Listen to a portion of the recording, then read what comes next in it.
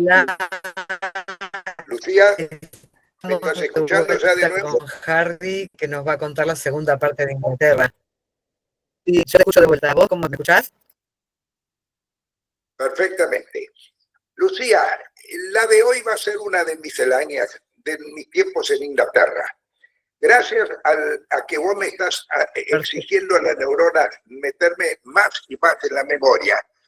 Hace de esto unos 30 minutos me vino algo a la cabeza que tenía olvidado fácilmente 40 o 50 años. Era algo que me ocurrió, después lo voy a comentar, pero me sorprendió a mí mismo cómo me acordé de algo que me había olvidado completamente. Bueno, pero esto va a ser una miscelánea hoy. Vamos a hablar hoy el resto de lo que tengo para contar de Inglaterra. Va a haber un ida y vuelta en tiempos, etc. Empecemos por donde yo anuncié antes, con lo que ocurrió en 1986. Con mi esposa Isabel fuimos al sur de Inglaterra, a Sussex, a visitar a mi concuñada, la hermana de la esposa de mi hermano.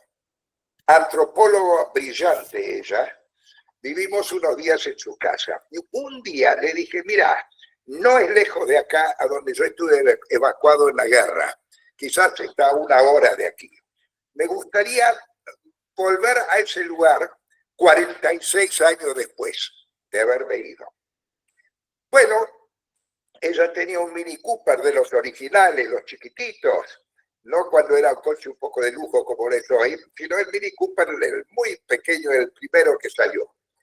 Y ahí fuimos en el Mini Cooper los tres, hacia un pueblo que le dije, vamos al pueblo más cercano, que recuerdo el nombre de donde estábamos, que se llama Forest Row. Row. Forest Row, llegamos y le digo, ¿y ahora qué? Me dice mi cuñada, mi cocuñada, Eva. Mira, dice, yo tengo una idea, ¿por qué no vamos a un inn, a una de estas tabernas, y vemos si encontramos a alguien de edad que nos pueda contar algo?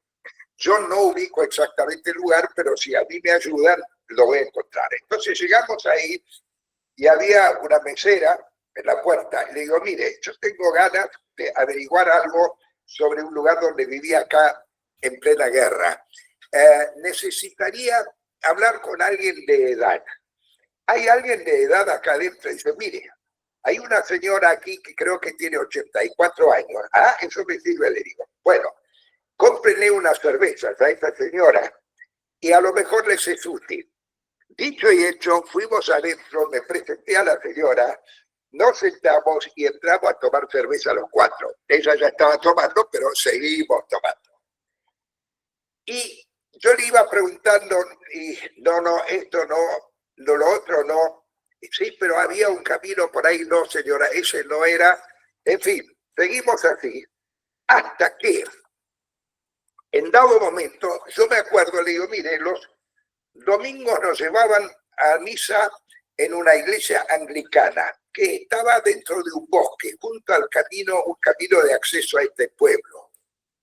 Y la mujer dice, le digo, calcule que estaba a 1 milla del caserío donde estaba el colegio donde estábamos evacuados. Me dice, podría ser más green. En ese momento pegué un puñetazo así, como oyeron recién, en la mesa. Las cervezas saltaron por el aire. Digo, ¡bingo! That's it. Eso es. Y entonces la señora dice, claro, ese es un camino que sale, ¿de dónde sale el camino? Muy cerca de ahí, dice acá, a pocos metros, tome para adentro. Bueno, tomamos una cerveza más, le di un beso en la mejilla, no es muy inglés que uno bese a una señora extraña, pero la mandé una argentinada, le di un par de besos y arrancamos. Y tomamos ese camino y en dado momento la iglesia del lado izquierdo donde yo le esperaba. Hicimos casi 1 milla más y ahí se bifurcaba el camino. Uno iba para la derecha y el otro daba la vuelta a la izquierda, 90 grados. Le digo a mi cuñada, memoria visual, no, doblá a la izquierda y pará. Al doblar a la izquierda había un portón abierto y el cartel con el nombre de la casa estaba mirando para el otro lado. Debajo del coche doy la vuelta al portón, Mass Greenhouse, así se llamaba la casa. Salto de alegría de, esta es la casa. Bueno, bajamos todos del coche, había un jardinero trabajando ahí, y le digo al jardinero, dígame, ¿está el dueño de casa? No, acá hay una dueña, pero está en Londres. Ay, qué bacana, me gustaría saber un poco más de esta casa porque yo estuve aquí hace muchos años, 46 años para ser exacto, durante la guerra cuando era un colegio. Le digo, para estar seguro que es esta casa, hay un arroyito al fondo, hay un jardín y un arroyito acá, unos 50, 60 metros al fondo. Sí, sí, correcto. Le digo, ajá. Le digo, bueno, esta es la casa, no hay ninguna duda. Y digo, ¿y qué historia tiene? Bueno, no, ha cambiado varias veces de dueño. Uno de los dueños de esta casa ha sido Mick Jagger, el de los Rolling Stones. Ah, no me cuente. Sí, sí, él tuvo esta casa unos años, ya lo vendió. Así que, imagínense, claro, sucesor mío, Mick Jagger. Bueno, la cosa es que ahí le digo, escúcheme, se construyó aquí una casa prefabricada, de aulas prefabricadas que estarían, si yo entro ahora acá al jardín, detrás de esos arbustos debería estar. Señor, todavía están, estamos por tirarlo abajo pronto, porque ya es una ruina. A ver, déjemelo ver. Todos los vidrios rotos, llenos de graffiti, pero ahí estaba el aula. Ahí le digo, dígame una cosa. Atrás, y le señalo dónde, construimos un refugio antiaéreo, los chicos, con las palas propias. Yo me acuerdo que a mí me dieron una palita chica, yo tenía 7 años, y por supuesto yo no excavaba casi nada, pero todos los chicos durante la guerra nos habían educado que teníamos que aportar al esfuerzo de guerra. Bueno, dice, no, eso está lleno. Digo, bueno, lo habrán rellenado. Digo, se hizo un pequeño refugio antiaéreo en este sector. Y bueno, les fui explicando unas cosas más de ese tiempo, y ahora viene la segunda parte. Porque vos crees que acá terminó este asunto, Lucía. No, para ¿No nada. terminó? No terminó ahí. Cruzando la calle, enfrente, había un cartel de una escuela de equitación. Y yo me meto adentro. Había 4 agentes, personas jóvenes. Pregunto si alguno es de la escuela. Sí, yo soy la directora, me dice una mujer. Dice, mire, estoy mirando esto porque estuve en esta zona hace 46 años. Me miraron como si hubiera llegado de Marte, por supuesto, ¿no? Porque ninguno de ellos tenía 46 años, por supuesto. Le digo, usted ve que hay un piso de cemento acá en la entrada, en todo este sector, y usted ve que hay una barraca acá al costado. Digo, pero ustedes saben por qué hay piso de cemento acá. No, mire, siempre fue para nosotros un misterio, dice la dueña. Bueno, yo le voy a develar el misterio, señorita. Le voy a develar el misterio. Aquí había un emplazamiento de un pequeño grupo de tanques. Esto era un batallón, y los centros eran para la entrada de los tanques. Y esa barraca está ahí donde vivían y dormían los soldados. Y por lo tanto, me miraron, ya no venía de Marte, ya venía de Saturno para esos. Y después describiendo lo que había visto en esos tiempos, la dueña de ese lugar no sabía lo que yo le contaba. Bueno, ¿para qué te cuento? Fue un día glorioso e inolvidable, ¿no? No llegué a ver la otra casa, le dije, había una casa anexa donde dormimos, pero no me acordé ya dónde quedaba. Sabía que estaba a unos metros de ahí, pero no sabía cuál era. El tema es que todavía recuerdo el nombre del director y dueño del colegio, era W.C. Barton. Ahora, W.C. a los padres se lo tendría que haber fusilado de este pobre hombre, porque W.C. ya sabemos lo que es. El WC es el toilet de hombres y de mujeres. El hombre se llamaba W.C. Barton, que era un chiste para todos los alumnos. Lo vuelvo a decir, al pobre hombre, a los padres habría que haberlo fusilado antes de eso. Bueno, sea lo que sea. Esa es la historia del colegio y bueno, tengo que aclarar que fue de ahí que salimos después para Londres antes y seguir para Argentina. Pero ahora vayamos a algunas otras misceláneas. A ver, me anoté algo ahora porque para no olvidarme nada. Bueno, influyó muchísimo en mi vida mi tío, que yo mencioné anteriormente, falleció a los 49 años, el hermano de mamá, que había llegado a Inglaterra antes que nosotros, y sí obtuvo la ciudadanía británica, y sí era abogado, y muy interesantemente, este hombre llegó a ser colaborador edecán del jefe de la contrainteligencia británica, un tal coronel Warren, W-A-R-R-E-N. Y ahora viene una de esas cosas estúpidas que existen en la guerra. Mis abuelos maternos llegaron en el 38, poco antes de la noche de los cristales rotos. Por supuesto eran, igual que nosotros, sin ciudadanía, pero no ingleses y no naturalizados. Bueno, es un hecho que poco después que nosotros fuimos para la Argentina, mi padre no llegó a ser internado, a mi abuelo lo internan en la isla de Man, la isla que está entre Irlanda y Gran Bretaña, y Gales. Y lo internaron allí, y acá teníamos la ridícula situación de que el hijo era edecán del jefe de la contrainteligencia y el padre como ciudadano enemigo internado allí. Bueno, duró 2 semanas ahí adentro y ya estaba afuera porque era absurdo. Pero dice la mala lengua, o sea, un gran amigo de la familia después de la guerra me contó que no era que salió por el hijo que era el edecán del jefe de la contrainteligencia, sino que salió porque era tan chichudo, de esto yo heredé algo, tan chichudo que armó tal escándalo en la isla de Man que no es que lo largaron, lo echaron. Bueno, Lo echaron. son cosas pintoresquísimas, yo diría en una guerra, el caso este. A ver, tenemos algunas cosas más para contar. Sí, la dirección nuestra de 15 Queensgate Gardens, enfrente había un jardín. Era muy común, es común al día de hoy y además todo eso existe al día de hoy.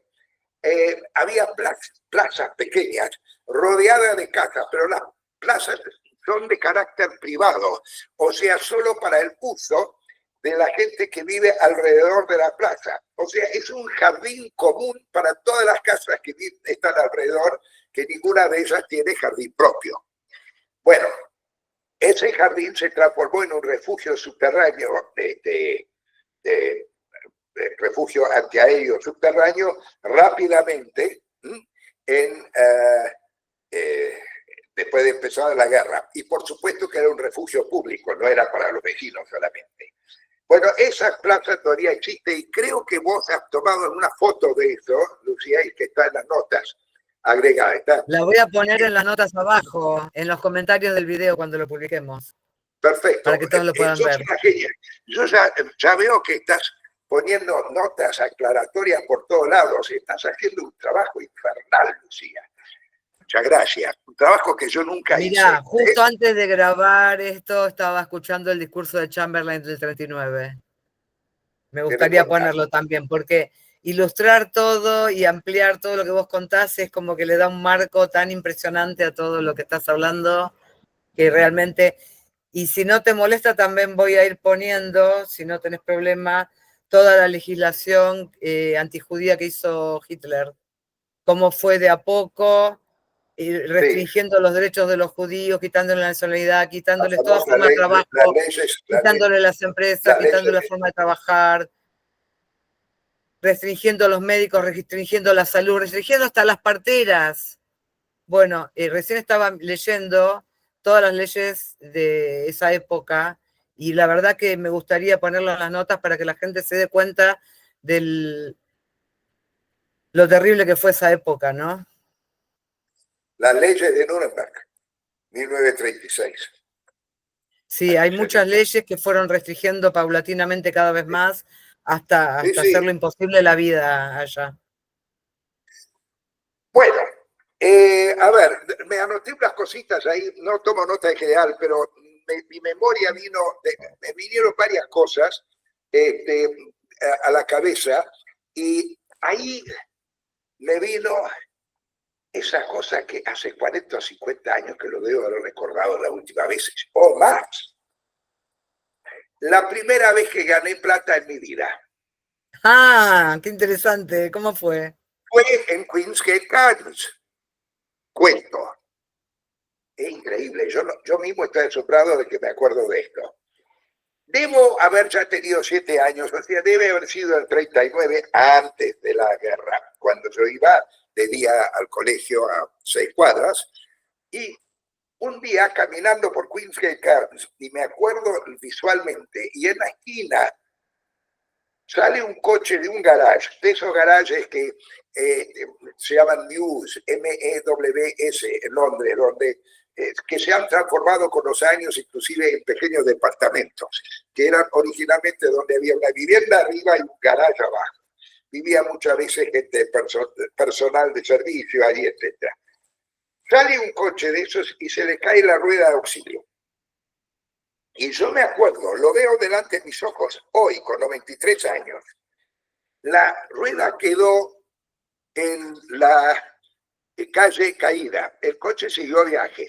Yo arrastré, con la fuerza que tenía entonces la rueda, claro, eran coches chicos, los coches de iglesia, así que la rueda no era muy grande, arrastré la rueda y la llevé adentro del garage para que lo encontrara a su retorno el del coche. Pero llegué a entrar con eso, y en eso aparece el coche, porque el hombre se había dado cuenta. Y me ve a mí, me da una palmadita, me agradece muchísimo por haberles llevado la rueda hasta allí, y me acuerdo que me dio 2 peniques.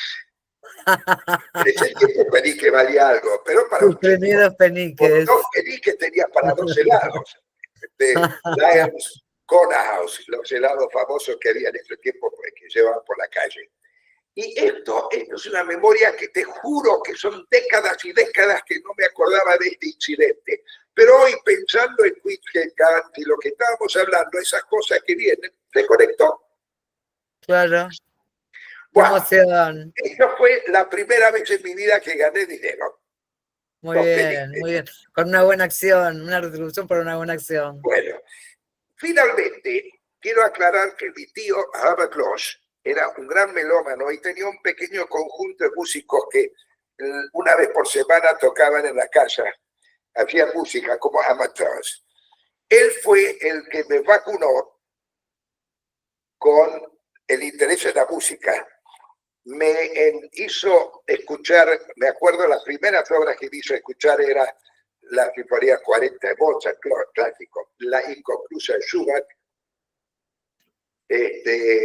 y mamá me hizo escuchar el quinto concierto del Emperador para piano de orquesta de Beethoven, de Emperor, ¿no? Ahora viene lo lindo. Mamá compró en esos años discos His Master's Voice, que venía el disco de 78, que venía con un álbum de cartón muy, muy bien presentado. Esos discos hoy están en poder de mi nieto que vive en Chile, que es coleccionista de discos, tiene buenos equipos de reproducción, porque cuando vinimos a la Argentina hubo algo que mi madre no perdonó, no dejó atrás. Podíamos traer baúles de cosas y un baúl lo llenó con los discos. Esos discos han sobrevivido